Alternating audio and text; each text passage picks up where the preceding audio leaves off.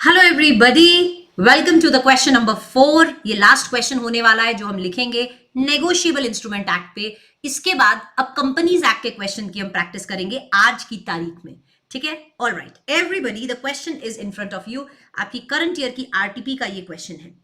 Reliable limited एक Indian company है, is a global leader in pharmaceutical products. ठीक है, for the payment of the sale price of machinery imported from Alex Manufacturing Limited, a USA based company. तो Reliance limited एक Indian company है, उन्होंने एक machinery को import किया है यूएसए से। द इंडियन कंपनी ने बिल ऑफ एक्सचेंज बनाया किस पे? मनीष पे, जो कि रेसिडेंट ऑफ इंडिया है, who accepted the bill at Mumbai, payable to the exporter in LA. ठीक है, पेबल किधर है? Payable in LA. Decide whether bill of exchange is an inland instrument or a foreign instrument. बहुत ही simple question है, inland है कि foreign है, तुमसे ये पूछा जा रहा है। Assume that bill of exchange was signed by the authorized person for the drawer company. तो मुझे बताओ, आपसे पूछा जा रहा है क्या ये इनलैंड है, क्या ये फॉरेन इंस्ट्रूमेंट है। तो आप यहां पे इसे कैसे लिखेंगे? सेक्शन नंबर अगेन लिखने की जरूरत नहीं है, आप इसे लिखेंगे as per the provisions, as per the, फटाफट, as per the तो छोटा है, जल्दी जल्दी लिख सकते हो, चलो आ जाओ। as per the provisions of negotiable instrument, मैं नेगो लिख रही हूं, तुम लोग पूरा लिखना। as per the provisions of negotiable instrument act, a bill of exchange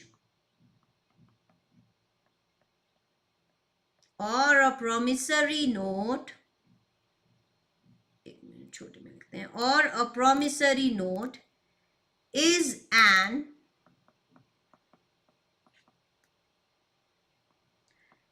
inland instrument if it is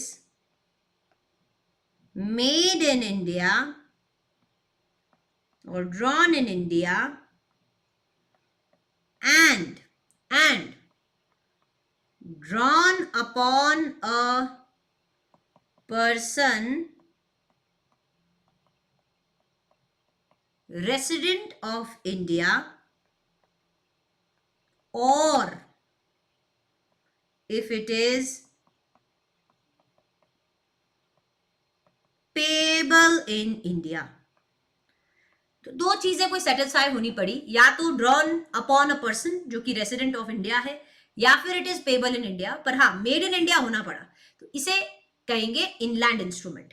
अब आप मुझे बताएंगे in the present case, in the present case में क्या हो रहा है, बताओ। इन दी प्रेजेंट केस आप क्वेश्चन में देख सकते हो, reliable limited is an Indian company है।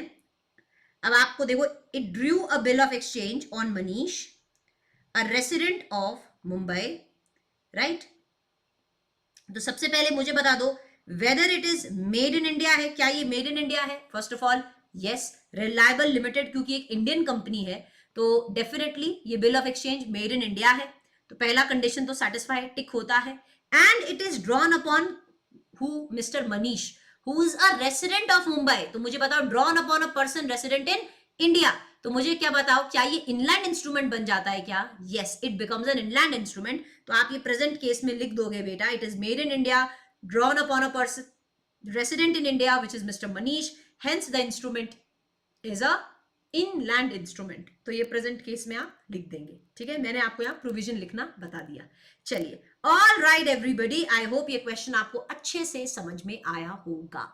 ऑल राइट, तो इसके बाद तैयार हो जाइए, 1 घंटे में फिर से मिलेंगे कंपनीज एक्ट के क्वेश्चन पे। और मैं ये सारे क्वेश्चन, अब आपको ये रियलाइज होगा, आई डोंट नो रियलाइज हुआ कि नहीं, आपने नेगोशिएबल इंस्ट्रूमेंट एक्ट के सितंबर की आरटीपी, आपके जो करंट अटेम्प्ट की आरटीपी है, और आपके जून की आरटीपी, तीनों आरटीपीज के आपने नेगोशिएबल इंस्ट्रूमेंट एक्ट के क्वेश्चंस को कवर कर लिया है। बधाई हो। चलिए, इस तरह से कंपनीज एक्ट के क्वेश्चंस को भी कवर करते हैं। See you in the next video. Till then, have a good day, bye bye.